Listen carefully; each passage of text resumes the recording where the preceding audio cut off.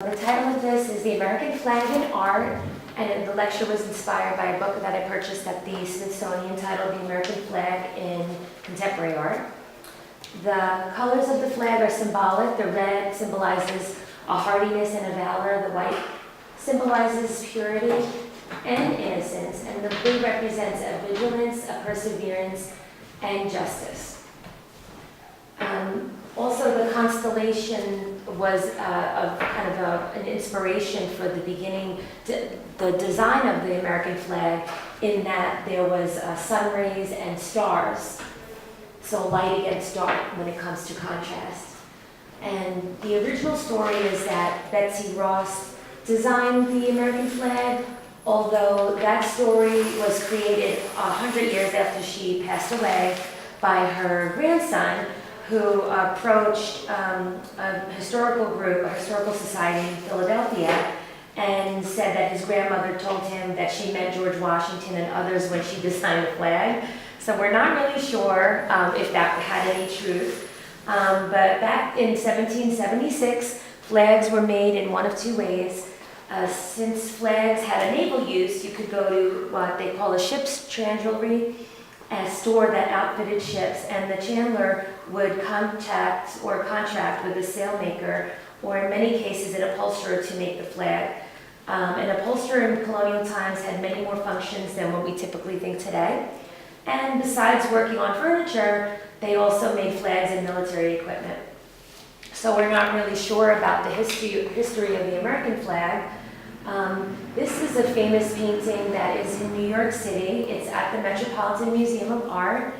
It was painted in 1851 by Emanuel Lutz, and it's Washington crossing the Delaware. This was to depict the Christmas Eve attack in 1776, and it is not an accurate portrait. This would be a good example of how artists they exercise artistic creativity and artistic license by changing things. For instance, there's a lot of men in this boat, and a boat of this size would never hold this many men.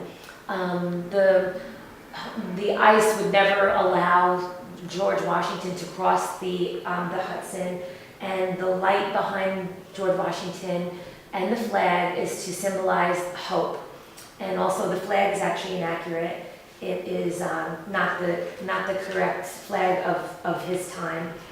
You'll notice that Washington has his leg up on the side of the boat like a warrior pose, and there's sort of a sense of excitement of what's to come.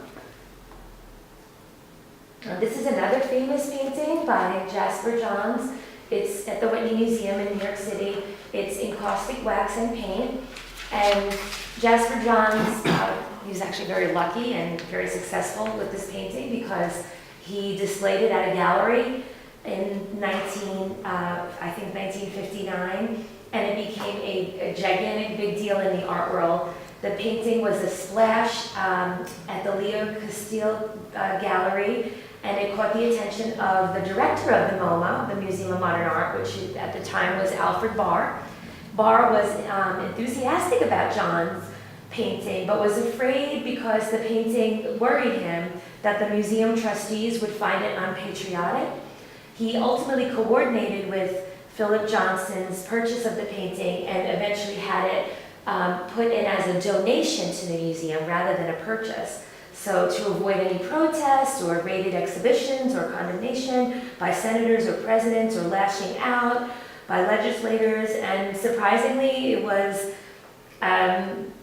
suspiciously considered unpatriotic, and because of the three flags, people kind of don't understand the meaning behind it, and it's now in the permanent collection of the museum. Jasper Johns himself has only really said what the flag is made of, which is wood with encaustic wax on top. However, he really pulls back when pressed about the meaning behind it. Some people have said that it is because of our domination of the world, so it's almost like the United States times 3. But of course that's just speculation, and some people say it's like reverse perspective, because in perspective drawings, things get smaller when they're in the background, larger when they're in the foreground, and this would be the opposite of that. Some people have speculated that this like a target, as if America was a target of maybe terrorism, or a target of a heavy competition with another country. And I'll remind you that in the late 1950s, we were beginning the space race with Russia. So it's interesting. What's also really interesting is that his name is Jasper Johns, and he was named after his, I believe it's his uncle or his grandfather, named William Jasper.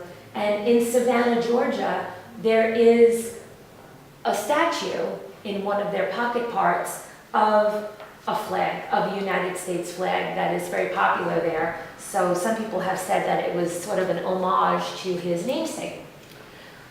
Here's another, there's two paintings here. One has there's one photograph by Gordon Parks, and there's one famous painting by Grant Wood on the right. Gordon Parks was an African-American photographer, and he photographed this woman, Ella Watson, who worked for the Farm Security Administration, and it's supposed to mimic the American Gothic painting that you might be familiar with on the right. And the American Gothic painting is really a painting of the Midwestern puritanical people. In fact, it's not a man and his wife like often believed.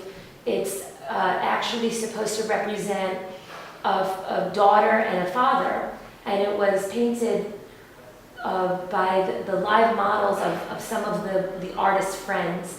And the man is the dentist of Grant Wood, which is interesting. And the woman is Grant Wood's, I believe it's his neighbor or friend. So this is not supposed to be a husband and wife. It's really supposed to be a father and daughter working on the farm. And on the left, this woman, Ella Watson, has her broom and her mop, and the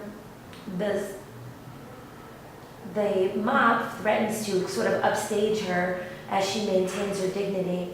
Parks exposes the indignity of the situation as a black woman doing janitorial work for an agency that has an actively racist history and a sexist government in the 1940s. So it's sort of ironic that she would even work for the Farm Security Administration.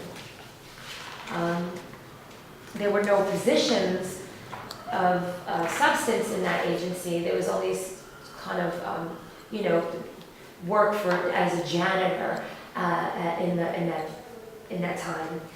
And the next one is also an African American artist. It can be offensive, so I'll tell you in advance that this was painted by an African American woman trying to bring to light the racism that she has seen. It was painted in 1969, and the name of it is Flag for the Moon, Die Nigger.